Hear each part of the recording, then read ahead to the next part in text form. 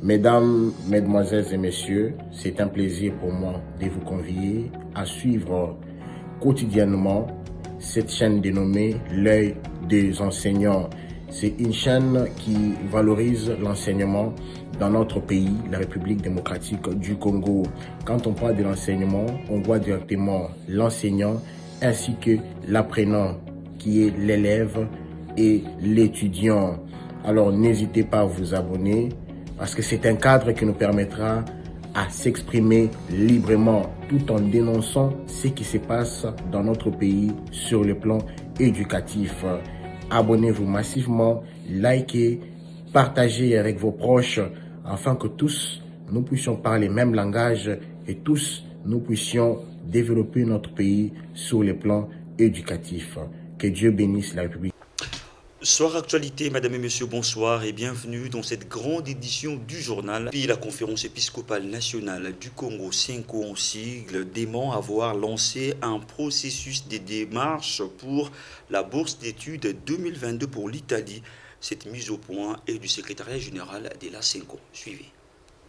Le secrétariat général de la conférence épiscopale nationale du Congo, CENCO, tient à informer les fidèles catholiques et attire l'attention de tout le monde qui n'a émis aucun document sur un prétendu processus de démarche concernant la bourse d'études 2022 pour l'Italie. De ce fait, le secrétariat général de la CENCO invite toutes les personnes qui sont à la recherche des bourses d'études à prendre toutes les dispositions nécessaires pour ne pas être victime de l'arnaque. Il sollicite aussi les concours des services publics compétents pour mettre un terme aux aventures de ces malfrats. Selon l'épiscopat congolais, cette mise au point fait suite à une lettre portant concerne mise au point datée du 20 mars 2023 et signée par Monseigneur Donatien Cholet, secrétaire général de la CENCO. Restons toujours à l'église. Monseigneur Charles Carlos Ndaka, vicaire général de l'archidiocèse de Kinshasa, a fixé l'opinion sur les fausses polémiques qui défraient la chronique sur le faux message de quelques prêtres dominicains. Hugues Junior Kibaou signe ce reportage. Son Excellence Monseigneur Charles Carlos Ndaka Salabissala, vicaire général de l'archidiocèse de Kinshasa, a éclairé l'opinion cet avant-midi sur la fausse polémique qui défraie la chronique sur les réseaux sociaux autour des déclarations des anciens prêtres dominicains. Que ces messieurs, auteurs de cette vidéo qui circule dans les réseaux sociaux et dans laquelle ils se présentent comme curé de la paroisse Saint-Dominique, n'est ni prêtre ni dominicain. Les curés de la paroisse nommés par l'archevêque métropolitain de Kinshasa, c'est l'abbé François Louyeye qui se trouve à ma gauche ici. Je tiens à préciser que les curés des paroisses ici à Kinshasa, comme dans tous les diocèses du monde, c'est l'évêque diocésain qui les nomme. Donc si vous voyez quelqu'un sortir dans les réseaux sociaux se présenter comme un curé, nous voulons préciser que celui-là ne l'est pas. Les curés nommés par l'archevêque métropolitain de Kinshasa, c'est l'abbé François Louyeye. Ils n'ont plus droit d'occuper une résidence paroissiale au vu du droit canonique, décision émanant du Saint-Père. Le dossier a fait couler beaucoup d'encre et beaucoup de salive, nous le savons. Il a été traité au niveau de l'Église jusqu'à Rome, au Saint-Siège. Et là, son éminence avait déjà fait un point de presse là-dessus pour dire que les dominicains étaient déboutés. Et donc, le Saint-Siège leur avait demandé de libérer la paroisse et de laisser la paroisse à l'archidiocèse de Kinshasa, qui en est le propriétaire. Et ces messieurs qui se présentent dans la vidéo qui circule dans des réseaux sociaux étaient un des résidents de la cure paroissiale Saint-Dominique. Au niveau interne, c'est-à-dire au niveau des dominicains, son vice-provincial lui avait écrit pour lui demander de quitter la cure paroissiale pour aller rejoindre les domiciles que son vice-provincial lui avait assignés. Il avait refusé d'obéir à son vice-provincial. Monseigneur Charles Carlos Ndaka a insisté sur l'ordre et le respect des décisions prises par le Saint-Siège. S'en est suivi une série de questions et réponses auxquelles le vicaire général a répondu et donné des amples explications en lingala. Lingi pe na attirer attention à bakristo banso ba komona bango to bakoyoka bakombo na bango. Soki boyebaka bango avant que bazalaka basango ya solo bazalaka basango kasi à partir ya décision mon santo papa azui santo papa François azui bazali susu basango te. Parlons politique à présent. Un projet d'accord de coopération entre la République démocratique du Congo et les Soudans du Sud sur les parcs nationaux des Virunga et des Lantoto était au menu des entretiens entre le président de la République, Félix Antoine Tshisekedi Tshilombo, et François-Xavier Dedonea, administrateur du parc des Virunga et président du parc de la Garamba. C'était ce jeudi à la Cité de l'Union africaine.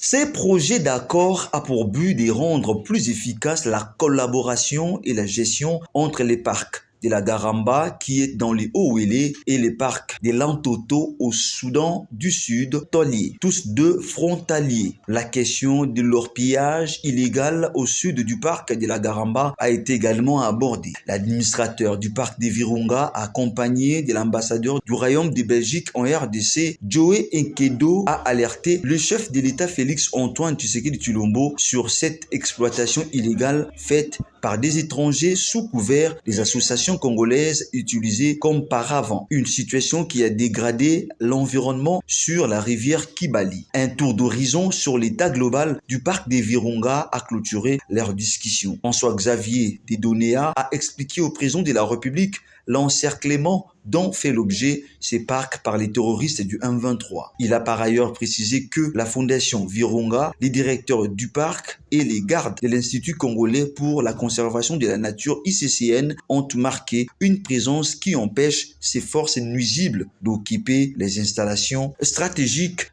telles que la centrale électrique des Matébé. En réponse à toutes ces préoccupations, le chef de l'État Félix Antoine Tshisekedi Tshilombo a promis d'appuyer ces projets d'accord avec les Sud-Soudan et de s'épancher sur la question de leur pillage illégal et d'entreprendre des mesures appropriées. Le président de la République a ensuite accordé une brève audience à l'ambassadeur américain en RDC, Lucie Tamlin. Les échanges ont porté sur les sujets d'intérêt commun entre la RDC et les États-Unis d'Amérique ainsi que sur la coopération bilatérale dans de nombreux domaines. Et puis le directeur du cabinet du chef de l'État, Guilain Nyembo, a tenu ce jeudi 23 mars au Palais de la Nation une importante réunion de haut niveau avec les groupes interbailleurs de l'environnement et les climats élargis à quelques membres du gouvernement, du secteur pro-climat et la société civile. Suivez. Celle-ci fait suite aux recommandations du chef de l'État Félix Antoine Tshisekedi Tshilombo sur la nécessité de renforcer la cohérence d'approche entre les bailleurs et les institutions publiques intervenant dans la lutte contre les changements climatiques. Les deux parties ont axé leurs échanges autour de la capitalisation de la pré-COP 27 qui était organisée à Kinshasa en septembre 2022 par les gouvernements de la RDC et les préparations pour l'engagement stratégique de la COP 28. Cette rencontre a également offert l'occasion à l'ambassadeur de Pays-Bas, président du JUBEC, de féliciter la présence très active de la RDC à la participation de la COP27 et de la COP15. Du côté des parties prenantes nationales, les acteurs de la société civile et du gouvernement ont évoqué la nécessité d'un dialogue franc dans le traitement de certaines questions dans la conduite des agendas climatiques et environnementaux. Le directeur du cabinet du chef de l'État, Guilain Nyembo, a insisté sur la mise en place d'une task force dans un bref délai pour poursuivre l'examen de ces questions combien importantes que sont la lutte contre les changements climatiques et la préservation de l'environnement.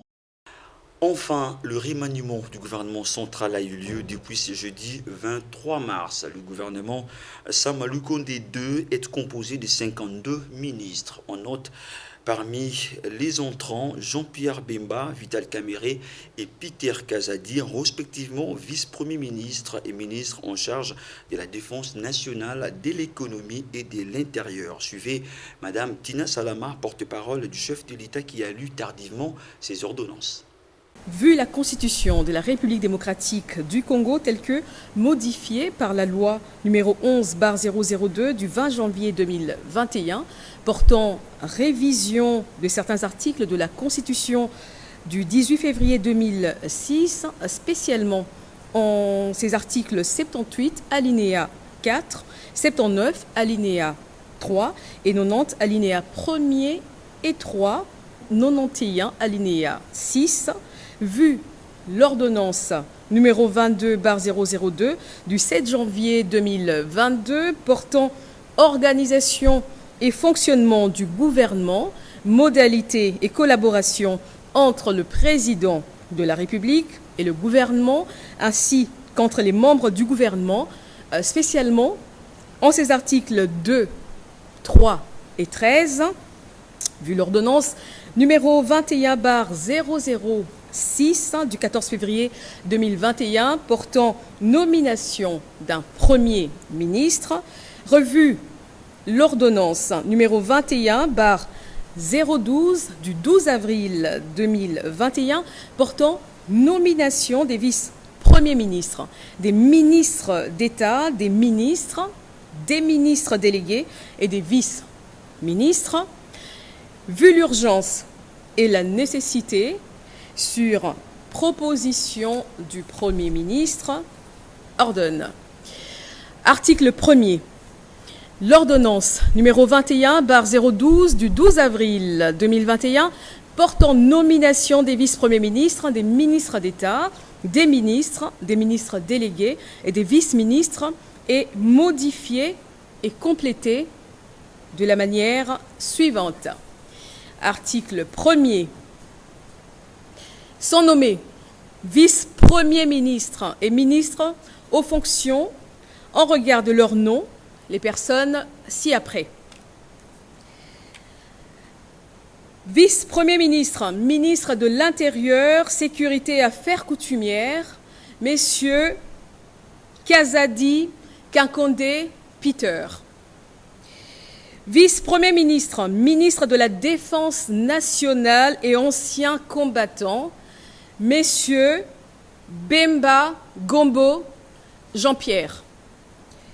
Vice-premier ministre, ministre de l'économie nationale, messieurs Kamere Lwakaningini Kingi Vital. Vice-premier ministre, ministre des Affaires étrangères et francophonie, messieurs Lutundula Apala Penapala Christophe. Vice-premier ministre, ministre de la fonction publique, modernisation de l'administration publique et innovation du service public, messieurs Liaou Eboua Jean-Pierre. Des réactions ne cessent de tomber après les remaniements du gouvernement central. Pour Francis Kalombo, président interfédéral de Ensemble pour la République, parti cher à Moïse Katumbi, cette nouvelle équipe n'apportera rien de spécial au regard de la situation que traverse le pays. Un changement alimentaire est gigantesque pour rien. Note Francis Kalombo. Suivez. On voit encore 52 ministres. Il ne faut pas regarder simplement 52 ministres. Dans chaque province, nous avons au moins 10 ministres. Et dans les 10 ministres, certaines provinces, pour satisfaire le besoin des hommes politiques, ils ont créé des commissaires. Ils ont créé beaucoup de choses. Donc, l'État a déjà plusieurs ministres dans chaque province. Et on arrive au gouvernement central, on en bombarde 52 cette fois-ci. Que doit-on dire en ce qui concerne ces nouveaux gouvernements? Ce n'est qu'un pétard oublié. Rien de nouveau. On prend les mêmes, on recommence. Ce n'est qu'un changement motivé par l'alimentation. C'est un changement alimentaire. Parce que ceux qui sont rentrés avaient déjà leurs hommes, surtout les chefs. Ils avaient déjà leurs gens au gouvernement. C'est leur politique. Et cette politique a montré ses limites. Au lieu de changer la politique, on change quelques personnalités qui n'apporteront mais rien. Et quand vous regardez ces personnalités qu'on vient de changer, vous comprenez vous-même qu'est-ce qu'ils sont venus chercher au gouvernement? Vous comprenez vous-même la preuve? Rien n'a changé, au contraire, le dollar a encore ce matin augmenté. J'ai suivi en venant les gens discuter dans les arrêts de bus, très énervés avec la sortie de ces gouvernements. Personne ne fait confiance. Parce que ceux qui gèrent aujourd'hui, cette politique a montré ses limites. Proposition de loi sur la congolité ensemble pour la République de Moïse Katumbi Osleton au cours d'une conférence de presse tenue ce vendredi à Kinshasa par Francis Kalombo, coordonnateur des communicateurs de Ensemble pour la République. La loi Tiani est raciste, tribale, vise une catégorie de personnes bien identifiées, viole certaines dispositions constitutionnelles et nécessitera la révision de la Constitution. Brigitte Bondongo et Junior Mokonzo pour les reportages.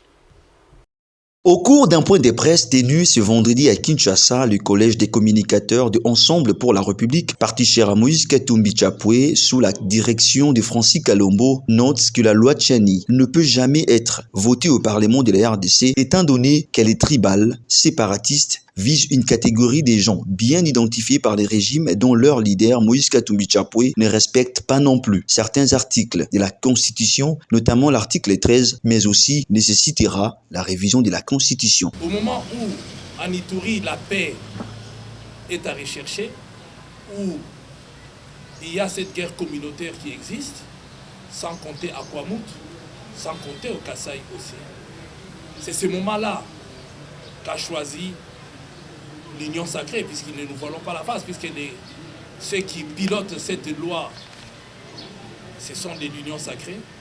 C'est ce moment-là où l'Union sacrée a choisi pour mettre en scène une loi séparatiste, une loi raciste, une loi xénophobe qu'on ne peut jamais accepter en République démocratique du Congo. Et à lire entre les lignes, cette loi, nous nous posons la question si l'Union sacrée ne fait pas les jeux du M23. Parce que dans leurs revendications, le M23 n'arrête pas de pousser en disant qu'il y a des communautés qui sont mises sur le banc en République démocratique du Congo. Voilà pourquoi ils prennent des armes. Et cela n'a pas commencé d'aujourd'hui. Pour Francis Kalombo, cette proposition de loi Tiani, non seulement qu'elle n'est pas censée être votée au Parlement, est un ballon d'essai du régime en place, chose que la population congolaise dans son ensemble ne tolérera jamais. Même dans une famille, il y a des sujets qu'on ne peut pas débattre, surtout lorsqu'on sait que c'est un point qui ne va jamais, mais jamais aboutir. Parce que cette loi Tiani n'est brandie que pour séparer les communautés, n'est brandie que pour indexer. Et dans leur communication, l'UDPS l'utilise tout simplement pour mettre à l'écart nos frères qui ont la peau claire. Et ils le disent par leurs communicateurs sans embâche, sans ne fût-ce que doser sa parole, puisque c'est connu. Il a l'habitude de le faire, il l'a fait avec les nilotiques. On a fait semblant de l'arrêter, il a été relâché. Et il le fait aujourd'hui en citant même des noms. Et chose grave, c'est qu'il y a un peu à essayer de voir, quand vous prenez la liste de métiers qu'il est en train de citer, aucun Kassaïen, alors que nous savons que nous avons des camarades, des compatriotes qui sont du Kasaï, mais qui ont aussi leurs parents et dont ils sont quand même des métiers, mais on ne les cite pas, qui sont en politique. Mais quand on veut citer, c'est Moïse Katumbi, c'est Ndundu, c'est Kengo Adondo. Donc, vous voyez que ce sont des gens des autres provinces. Établissons le bilan du premier mandat du président de la République Félix-Antoine Tshisekedi Tshilombo. Les députés nationaux Daniel Sanfou note l'incompétence au sommet de l'État et l'échec total. C'est référent aux dernières déclarations du président, de l'ancien président AI de l'UDPS Jean-Marc Kabound à Kabound. L'honorable Daniel Sanfou estime que le régime a prouvé ses limites. Il a dit au micro de Brigitte Bondongoy et Junior Mokodo une fois de plus. Incompétence au sommet de l'État. Tout a été livré au public par la conférence de presse tenue par Jean-Marc Kabound avant son arrestation et son emprisonnement. Ce régime de jouisseurs, des incompétents, dont le support politique est constitué par le clientélisme, le népotisme, le marchandage, la corruption et surtout le tribalisme. Kabound a été complété dans ces registres de l'incompétence et de la trahison du pays par Bissele Lépifort, évoquant les accords secrets Kagame Tshisekedi. Une diplomatie sans résultat ayant mis le pays au plus bas de l'échelle. Diplomatie internationale, notre pays n'est respecté par personne dans le monde. Il suffit pour s'en rendre compte du passage du pape qui nous a donné de belles leçons de la morale, de l'éthique politique et de la bonne gouvernance. De Macron qui a complété le pape en nous rappelant notre devoir en tant que pouvoir face aux enjeux sécuritaires, notamment la défense de l'intégrité, de l'indépendance et de la souveraineté nationale. Dans un autre chapitre, le syndicat national des professionnels de santé maîtrise à thèse en sciences de santé a ouvert ce jeudi 23 mars à Kinshasa les travaux de son premier congrès organisationnel. Durant ces assises, les délégués provinciaux ont procédé à la présentation des analyses situationnelles de leurs entités respectives. Brigitte Mondongo, une fois de plus. Pendant 2 jours, soit du jeudi 23 au vendredi 24 mars 2023, les syndicalistes des professionnels de santé, maîtrises et docteurs à thèse en sciences de santé venus des différentes provinces de la RDC se sont réunis à Kinshasa pour participer à son tout premier congrès depuis sa création en 2018. Ceci pour voir comment réorganiser leur structure, c'est-à-dire révisiter leur statut et leur règlement d'ordre intérieur. Ces assises qui se tiennent par vidéoconférence a pour thème organisation syndicale pour la transformation à la matière et promotion des valeurs. Pour ces premiers jours, les provinciaux ont présenté des analyses situationnelles de la quantité respective. Jean-Fidèle Boyo, président national du SINAPEMS, donne ici d'autres détails. Comme vous le savez, le syndicat SYNAPS est créé en 2018 et en termes d'année, aujourd'hui nous sommes dans notre 5e année d'existence. Nous avons eu l'expérience de 5 ans et il s'avérait indispensable pour nous pour évaluer notre statut et règlement intérieur, c'est-à-dire que réorganiser notre service parce que nous prenons la promotion des valeurs. C'est comme ça, les amis qui sont venus des provinces. Et aujourd'hui, ce congrès organisationnel va nous orienter, va modifier ou améliorer notre système de fonctionnement syndical. Tour à tour, chaque délégué provincial a présenté son terroir. C'est le cas du Nord Kivu qui plaide pour les cas de tueries et d'autres atrocités décriées dans ces parties du pays. Tour à tour, chaque délégué provincial a présenté son terroir. C'est le cas du Nord Kivu qui plaide pour les cas de tueries et d'autres atrocités décriées dans ces parties du pays. Notre premier objectif est le bien-être du malade. Mais malheureusement, aujourd'hui, il n'y a plus le respect des droits humains. On est en train de tuer un professionnel de santé, un infirmier ou quelqu'un d'autre sur le lit des malades et il meurt comme ça sans qu'il y ait une aide. Voilà pourquoi nous sommes venus en fait de solliciter et de mettre encore de la pression pour qu'on comprenne sur le plan social que les professionnels de santé œuvrant dans le Nord Kivu, œuvrant dans le Sud Kivu, dans des zones de combat d'insécurité en Ituri, qu'ils puissent être pris en charge et considérés. Signalons que les travaux se sont clôturés ce vendredi 24 mars par l'adoption et la validation du règlement d'ordre intérieur de cette structure œuvrant dans le secteur de la santé. Par ici, mettons un terme à cette grande édition du journal réalisée par l'ensemble de la rédaction. Mesdames et messieurs, merci à vous de l'avoir suivi. Mesdames, Mesdemoiselles et Messieurs, c'est un plaisir pour moi de vous convier à suivre quotidiennement cette chaîne dénommée L'œil des enseignants. C'est une chaîne qui valorise l'enseignement dans notre pays, la République démocratique du Congo. Quand on parle de l'enseignement, on voit directement l'enseignant ainsi que l'apprenant qui est l'élève et l'étudiant. Alors n'hésitez pas à vous abonner parce que c'est un cadre qui nous permettra à s'exprimer librement tout en dénonçant ce qui se passe dans notre pays sur le plan éducatif. abonnez-vous massivement, likez, partagez avec vos proches, afin que tous nous puissions parler le même langage et tous nous puissions développer notre pays sur le plan éducatif. Que Dieu bénisse la République démocratique du